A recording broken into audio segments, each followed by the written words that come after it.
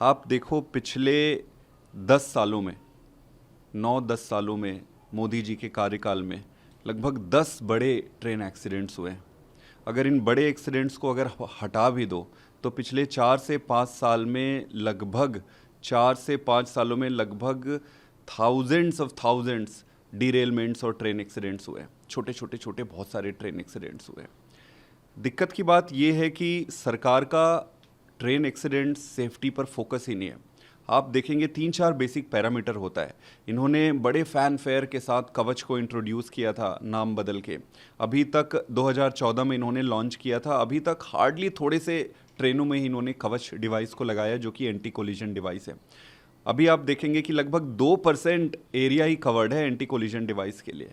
इनको 2% कवर करने में 9 साल लग गए, 9-10 साल लग गए, थोड़े और पहले हो गए थे।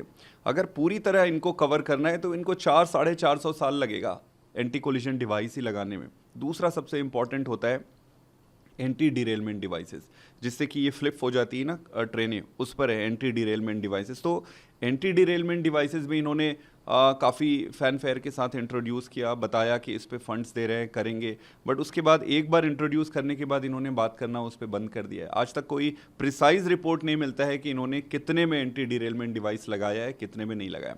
दिक्कत ये है कि जब भी ऐसे एक्सीडेंट्स होते हैं रिपोर्ट तो बनती है।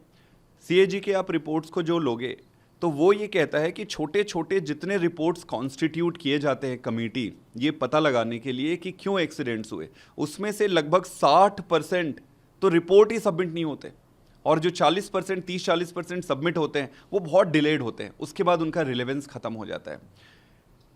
सारी रिपोर्ट्स मोटा मोटी में एक लाइन में मैं कहूँगा तो सारी रिपोर्ट्स ये इंडिकेट कर रही है कि जो रेल की पटरी हो गई है वो बहुत पुराने हो गए हैं। अगर आप नए डिवाइस नहीं भी लगा रहे हैं, एंटी डिरेलमेंट एंटी कोलिजन अगर नहीं भी लगा रहे हैं डिवाइसेस, तो रेल की पटरी जो है वो बूढ़ी हो गई है, उसको बदलने की ज़रूरत है।